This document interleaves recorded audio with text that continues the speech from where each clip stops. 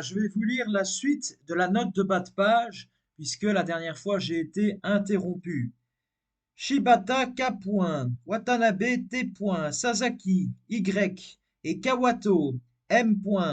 Perceptual learning incepted by decoded fMRI neurofeedback without stimulus presentation science 2011 page 334 1413 à 1415.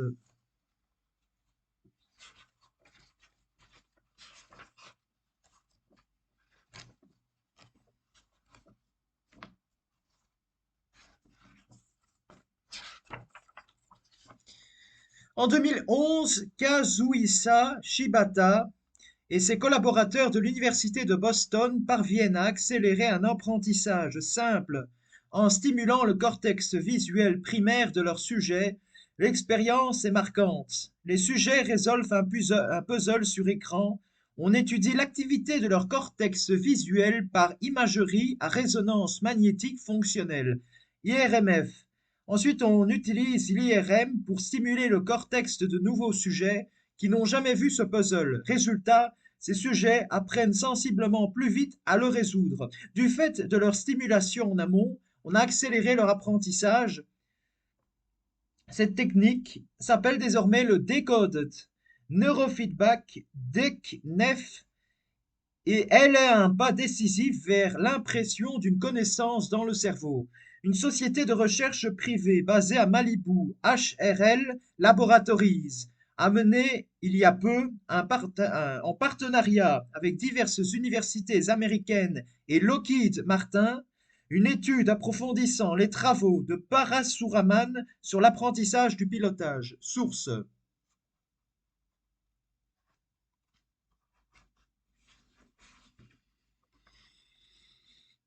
Chloé J. Kaufmann B. A. Bergstedt D. T. Ziegler M. D. et Phillips M. E. Transcranial direct current stimulation modulates neuronal activity and learning in pilot training. Frontiers in Human Neuroscience 2016-10. Le chercheur Matthew Phillips et son équipe ont voulu savoir si la stimulation transcrânienne à courant direct pouvait accélérer l'apprentissage de l'atterrissage sur stimulateur. 32 apprentis pilotes droitiers ont été répartis en 3 groupes. Certains ont reçu une stimulation électrique ultra précise dans le cortex dorsolatéral préfrontal, aire essentielle à la planification mentale. D'autres l'ont reçu dans le cortex moteur gauche qui coordonne les activités de la main droite. Les derniers ont été coiffés d'un bonnet électrique mais n'ont reçu aucune stimulation. Les performances des 3 groupes ont été comparées sur une session d'apprentissage de 4 jours et les résultats de Matthew Phillips ont confirmé ceux de Parasuraman. Pour Idrissa Berkane, le projet peut paraître effrayant, il nous sidère, pourtant bien employé, ces techniques de répartition de la connaissance feraient rentrer l'humanité dans une ère fascinante de fraternité et d'efficacité, pour autant qu'elle lui donne un sens. Les écritures neuronales seraient un médium bien plus riche qui permettrait de transmettre directement expérience et émotions. Le neurofeedback, basé à la fois sur l'imagerie par résonance magnétique fonctionnelle IRMF et les techniques non-IRMF, a connu une augmentation spectaculaire du nombre d'études publiées au cours de la dernière décennie. Le neurofeedback décodé DEC-NEF, une forme de neurofeedback IRMF en boucle fermée combinée à des approches d'apprentissage automatique, est un rendu plus fin de l'objectif de longue date de manipuler la dynamique ou les représentations cérébrales. Contrairement aux approches univariées, où l'on mesure le niveau d'activité globale dans une région d'intérêt, ROI, en traitant chaque voxel isolément, l'analyse de modèles multivoxels, MVPA, est basée sur des algorithmes qui apprennent à décoder des informations distribuées dans des modèles d'activité parce que DECNEF tire parti de l'APMV plutôt que d'utiliser des approches univariées. Il y a une spécificité de cible élevée. De plus, alors que les participants savent qu'une expérience de neurofeedback est en cours, ils ne sont pas conscients du contenu et du but de la manipulation, réduisant les confusions dues au processus cognitif ou à la connaissance de la dimension manipulée. Dans sa déclinaison la plus récente, l'expérimentateur peut même déduire indirectement la représentation neuronale cible des participants de substitution grâce à une méthode appelée hyperalignement.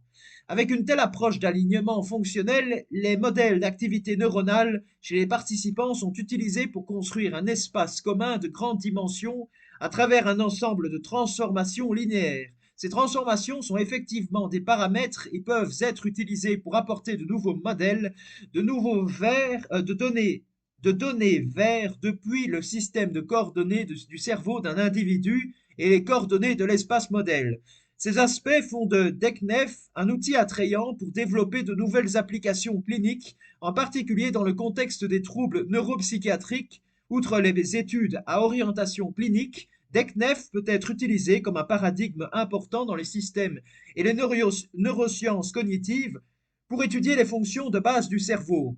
Plusieurs expériences DECNEF ont été réalisées à ce jour, ciblant des représentations et des processus cognitifs ou psychologiques à différents niveaux de la hiérarchie corticale. Vision et apprentissage perceptuel dans le cortex visuel, précoce préférence subjective dans le cortex cingulaire 18, ainsi que confiance perceptive dans un réseau fronto-pariétal. Nous reviendrons sur les augmentations par des puces neuronales. Pour le moment, examinons un autre type de puce, les puces RFID. La radio-identification, le plus souvent désignée par le sigle RFID de l'anglais Radio Frequency Identification, est une méthode pour mémoriser et récupérer des données à distance en utilisant des marqueurs appelés radioétiquettes, RFID tag ou RFID transponder en anglais. Cette technologie d'identification peut être utilisée pour identifier les objets comme un code barre. On parle alors d'étiquettes électroniques tag. Les personnes en étant intégrées dans les passeports, cartes de transport, cartes de paiement. On parle alors de cartes sans contact. Les carnivores domestiques, chats, chiens et furets, dont l'identification RFID est obligatoire dans de nombreux pays en étant implantés sous la peau, c'est également le cas de manière non obligatoire pour d'autres animaux de travail, de compagnie ou d'élevage, de rente. On parle alors de puces sous-cutanées. La première utilisation du RFID est militaire. Dès 1935, Robert Watson Watts développe une application pour l'armée britannique permettant de différencier les avions ennemis des alliés. C'est le système d'identification IFF, Identification Friend or Foe, qui reste le principe de base utilisé de nos jours pour le contrôle du trafic aérien. Les années 1950 voient le dépôt de plusieurs brevets sur la RFID. En 1952 notamment, Donald Harris dépose un premier brevet d'un système de transmission pouvant communiquer avec une cible passive. En 1959, J. Vogelmann dépose un brevet sur un système communiquant avec une cible qui module le signal radar à travers la variation de la surface équivalente radar d'une antenne SER. Dans les années 60, les applications commerciales sont de plus en plus visées. Le premier tag fait son apparition en 1966. Cette première étiquette RFID 1 bit est développée et commercialisée sous l'acronyme EAS, Electronic Article Surveillance. La seule information porte sur la détection ou non du tag. Le dispositif de Mario Cardullo et William Parks, breveté le 23 janvier 1973, est le premier véritable ancêtre de la RFID moderne. Il s'agit en effet d'un transpondeur radiopassif alimenté par le signal d'interrogation et disposant d'une mémoire de 16 bits. Ce dispositif a été présenté en 1971 à la New York Port Authority et à d'autres utilisateurs potentiels. Le brevet de Cardullo couvre l'utilisation de la radiofréquence, du son et de la lumière comme support de transmission. Le plan d'affaires original présenté aux investisseurs en 1969 montrait des utilisations dans le domaine des transports, identification des véhicules automobiles, système de péage automatique, plaque d'immatriculation électronique, manifeste électronique, routage des véhicules, suivi des performances des véhicules, des services bancaires, chéquiers électroniques, carte de crédit électronique, de la sécurité, identification du personnel, porte automatique, surveillance et des services médicaux, identification antécédent du patient. Le premier brevet associé à l'abréviation RFID a été accordé à Charles Walton en 1983. Les années 90 marquent le début de la normalisation pour une interopérabilité des équipements RFID. Depuis 2005, les technologies RFID sont largement répandues dans la majorité des secteurs industriels, aéronautique, automobile, logistique, transport, santé, vie quotidienne, etc. L'ISO, International Standard Organization, il a largement contribué à la mise en place de normes tant techniques qu'applicatives permettant d'avoir un haut degré d'interopérabilité, voire d'interchangeabilité. La puce Verichip, trait de marque, est sans doute l'exemple d'implant le plus connu et celui qui, jusqu'à aujourd'hui, a fait couler le plus d'encre. La puce se présente sous la forme d'un cylindre de la taille d'un grain de riz et d'un millimètre de diamètre, constitué de l'extérieur vers l'intérieur de trois parties. Un capuchon fait d'un plastique spécial qui renferme une capsule de verre hermétiquement close abritant le circuit RFID proprement dit. Une antenne dont la bobine convertit le champ magnétique issu d'un lecteur extérieur en un courant alimentant la puce et la puce elle-même qui module l'amplitude du courant traversant l'antenne en émettant de façon continue un signal de 128 bits. Une fois stimulé par un scanner extérieur d'une portée réduite d'une dizaine de centimètres, la puce fournit ainsi un code composé de 16 chiffres auxquels peuvent être associées diverses informations stockées dans une base de données. La puce s'introduit le plus souvent dans le haut du bras et sous anesthésie locale au moyen d'une seringue hypodermique. Elle se couvre alors d'une substance biocollante qui facilite son adhésion au tissu local et peut être enlevée via une opération chirurgicale mineure. La puce est produite et commercialisée par la société Verichip Corporation basée à Delray en Floride et filiale de l'Applied Digital Solutions. Verichip est né en 2001 dans le contexte d'exacerbation des enjeux de sécurité et d'identification des personnes issues des événements du 11 septembre. En 2003, Verichip donne au Salon de l'ID World à Paris une présentation de l'utilisation de sa puce comme moyen de paiement via un système nommé VeriPay. Cet usage trouvera une publicité accrue à partir du printemps 2004 où le très branché Baja Beach Club de Barcelone le propose à ses membres VIP, bientôt suivis en cela par les clubs analogues de Rotterdam et de Cologne. Une étape importante dans la diffusion des puces Verichip trait de marque est l'agrément délivré en 2004 par la Food and Drug Administration américaine FDA, autorisant la commercialisation de la puce aux États-Unis pour des applications médicales et en faisant ainsi le seul dispositif de ce type homologué à ce jour. Depuis, la puce s'est répandue à titre de dispositif médical et via un réseau consacré nommé Verimed. Dans un nombre croissant d'hôpitaux où elle est proposée à certains malades à risque, elle offre un accès rapide à leur dossier.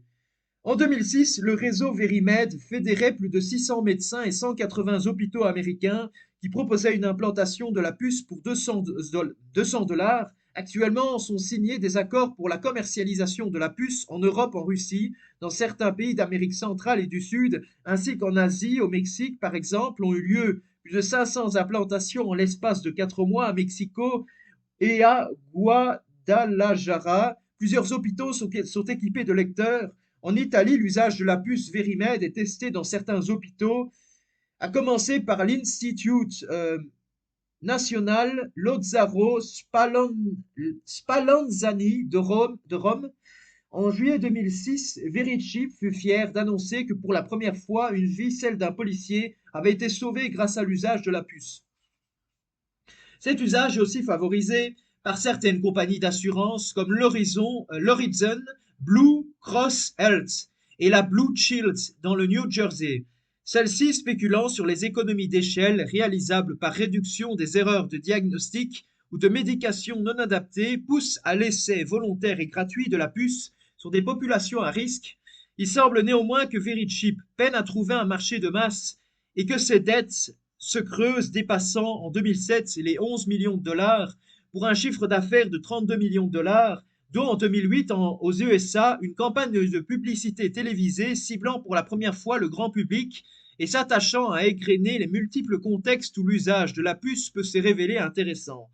Parallèlement, Verichip, trait de marque, a su trouver d'autres applications en 2005 et est utilisé aux USA dans le cadre de l'identification des victimes de l'ouragan Katrina. Puis Verichip explore son usage comme dispositif d'identification et de sécurité L'une des plus spectaculaires manifestations en fut celle du ministre de la Justice du Mexique, qui se fit implanter en 2004 avec 18 membres de son équipe pour accéder à certaines zones de haute sécurité. Des employés de City Watcher, société de vidéosurveillance américaine, se font également implanter sur demande de la firme. En Australie et en Nouvelle-Zélande, le personnel de certaines banques est aujourd'hui implanté d'office, ainsi que de nombreux militaires dans le cadre de la lutte contre les enlèvements de distributeurs mexicains. Le VeriChip avait annoncé en 2006 le lancement d'un programme VeriKid, d'implantation des enfants couplé à des scanners installés dans certains points stratégiques qui semblent néanmoins avoir été abandonnés. Ont été également évoqués des projets de loi présentés au Congrès américain impliquant la permission d'injecter la micropuce aux enfants dès leur naissance à des fins d'identification. La liste des applications potentielles pourra encore s'allonger. Un peu partout dans le monde, on envisage l'implantation des prisonniers en libération conditionnelle aux USA. Un projet prévoit l'implantation obligatoire des SDF dans 5 États, dont New York et la Californie, pour faciliter l'aide et la surveillance des populations délaissées. En 2006, au cours d'une interview à Fox News Channel, chaîne de télévision américaine, qui a fait grand bruit, Scott Silverman, président du conseil d'administration de VeriChip, a proposé d'implanter de façon obligatoire les travailleurs immigrés rentrant aux États-Unis pour faciliter par la suite leur identification. Peu de temps après, la presse faisait remonter certains propos tenus par le président colombien Alvaro Uribe à un sénateur américain dans lesquels il se disait prêt à consentir à une implantation préalable des travailleurs colombiens sollicitant un emploi saisonnier aux USA. Un intense lobbying semble en tout cas en cours à Washington pour tenter de faire entendre cette proposition. Une implantation obligatoire pour les immigrants issus des pays de l'axe du mal a également été évoquée. Voilà, à très bientôt pour une prochaine vidéo.